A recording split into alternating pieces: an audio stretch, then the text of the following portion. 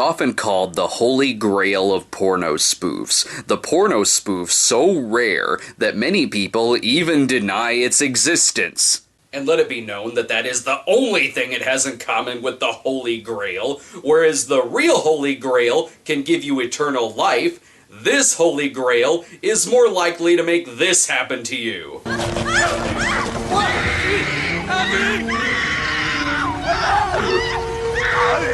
But what makes this film such a hard get? It's not like it's made by some obscure, no-name director in the business. The movie is directed by Buck Adams, the same porno spoofer who brought us Twin Cheeks, Edward Penis Hands, and... oh, fucking fantastic. I wonder if this movie will find newer and more interesting ways to fetishize a fucking green screen.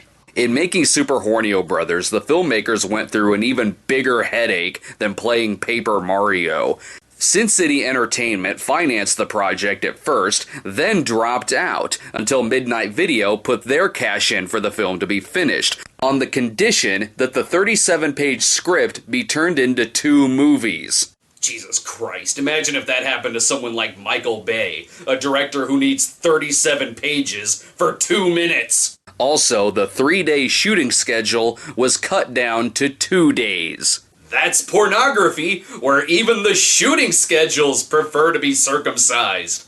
So in 2 days, with a 37-page script cut in half to 18 pages, it's still pretty impressive that Buck still managed to turn in an 80-minute movie. Actually, come to think of it, it's not that impressive, because it's padded with about 60 minutes of soundstage fucking and 20 minutes of parody. It's easy to assume that the difficulties behind its production is the reason why it got such a limited video release, but I'm willing to bet that it's because the movie itself is one of the most confusing and limp-wristed parodies I've seen in a while. Most people seem to base their knowledge of the movie on this picture.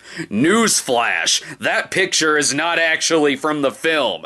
That picture looks like it was shot by someone who has actually played a Mario game. This movie seems to use the Friedberg-Seltzer method of parodying material that the writers have never seen, or in this case, played. Now let's dive balls deep into this mess of herpes known as Super Hornio Brothers. Oh well, apparently it opens in Super Mario Galaxy, that's nice. Getting a little ahead of themselves, they completely skipped over the Virtual Boy era. You know a movie is in it for the art when the writer's name is literally Cash. We first meet the Hornio Brothers as they sit at the computer of Squeegee Hornio. No, you think that's bad? It gets worse. This guy here, the Luigi guy, he isn't Squeegee. Ron Jeremy is Squeegee, the name that rhymes with Luigi. And this not John Leguizamo guy here, his name is Hornio. They mixed up the names of the fucking main characters. You took the easiest casting ever, Ron Jeremy as Porno Mario, and fucked it up. You already fucked it up. Right up the ass. And what's with the name Squeegee anyway? Is that some sort of sex term that I'm unfamiliar with? Let me guess. The squeegee. Having a quickie on someone's car window in the middle of traffic, and then forcing the driver to pay you and your partner once you've finished. Time to put in a call to the Urban Dictionary. Squeegee tells his brother about a new computer game he has created, and how it has begun to infect his dreams.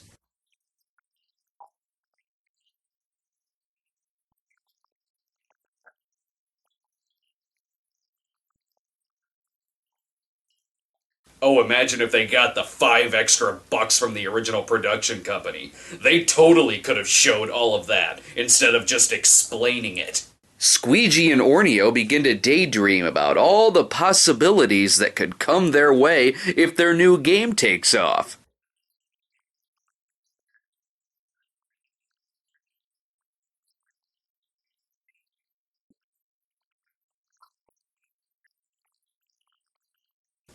Spoken like a true gamer.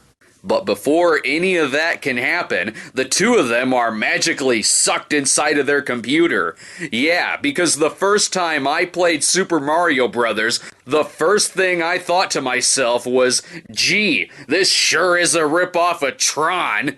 Even with royally twisting around the character names, the movie doesn't even make good use out of golden opportunities for sound effects parodying.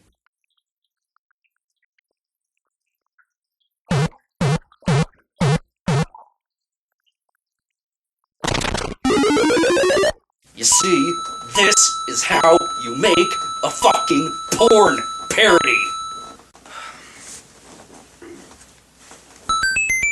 Once Squeegee and Hornio are transported into the German production of Hamlet, they happen upon their level 1 boss, the Bondage Queen. Truly a confusing game enemy, because no matter if you defeat her or if she conquers you, it's still gonna cost you some coin. Hornio decides to skip past the Bondage Queen boss, and no, they don't do a penis warp whistle joke. Squeegee stays behind to take her on all by himself, and that takes up 15 minutes of the movie. 15 minutes? That doesn't make sense. The sped up music kicks in after 5 minutes. That means the rest of this sex scene should have looked like this.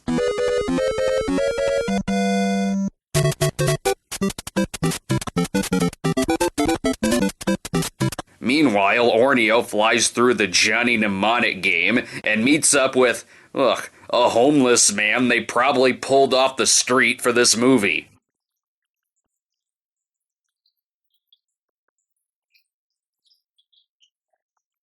Lovely. It's nice when you can actually see the STDs on screen. The walking chlamydia here is actually a computer virus. Great, I sure hope my Avast can take care of gonorrhea. The computer virus informs the brothers that the princess has been kidnapped by King Pooper. And to think, if this movie was a spoof of Super Mario Bros. 2, the villain could have been named Genital Wart. To clear up any confusion and to specifically date the movie, Squeegee tells the virus where the Hornio brothers have come from.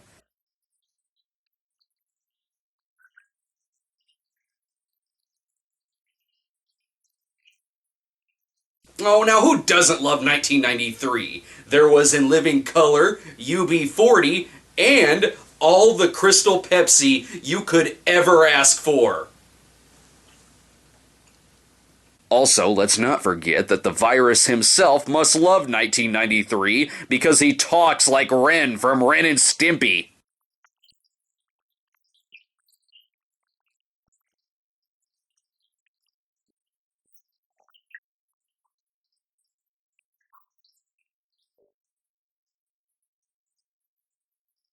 Why was that necessary? That's like making a Sopranos porno and then hiring a Yogi Bear impersonator. This is our villain, right here. King Pooper dresses like a German expressionist and cackles like the Wicked Witch of the West. You know, like King Koopa?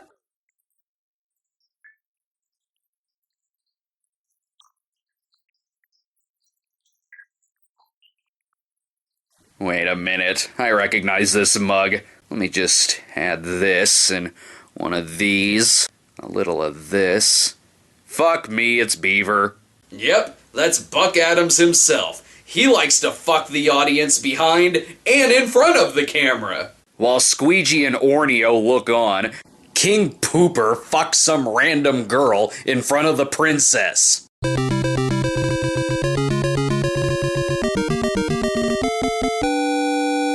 The princess, however, gets some tough interrogating from, I'm sorry, who is this guy? Bob? Bob? As in Bob-omb? Oh, that's nice. I take it the princess's vagina is gonna explode now? I'm almost surprised there's no Toad in the movie, since any of the actors' dicks clearly could have doubled for it. Squeegee and Hornio make their way to the next enemy, the Spider Boss!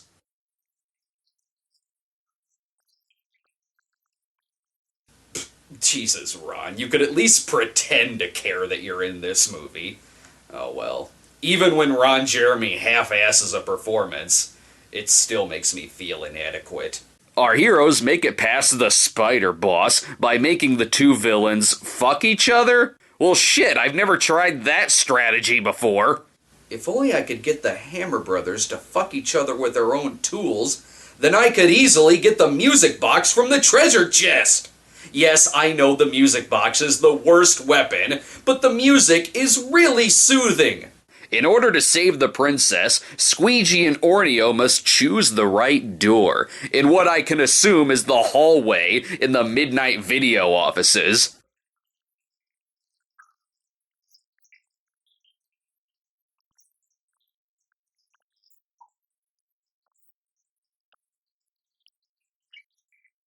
Ah, yes, that's when you know you're watching a porno from the early 90s, when it has a reference to the LA riots. While Squeegee goes off to finally defeat King Pooper, Hornio stays behind to, pad out the film some more. Although this could explain why Luigi wasn't at the very end of the original Super Mario Bros., he was too busy fucking a Cheep Cheep. Also, this is the perfect opportunity for me to throw in a premature ejaculation joke.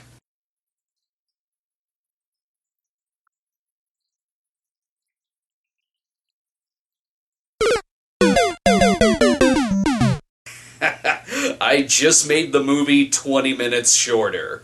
Okay, so we're finally at King Pooper. The epic battle is finally here, and what, he's just untying her?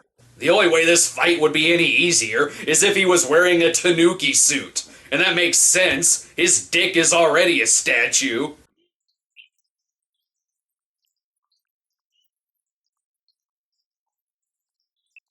Ugh, King Pooper is the worst Adam Sandler character ever. Squeegee and the princess are saved by Hornio, who pushes Pooper into a child's pool of hot lava, I'm assuming. Hornio and the princess are transported back to the real world while, oh no, the biggest enemy rears its head, the cliffhanger ending. At least this movie one-ups the actual Super Mario Bros. Movie in that they both have cliffhanger endings, but only this one actually has a sequel. And I can only assume that part 2 is just some Japanese porno with Squeegee and Hornio's voices dubbed into it. What a way to make us wait for Super Hornio Brothers, the Lost Orgasms.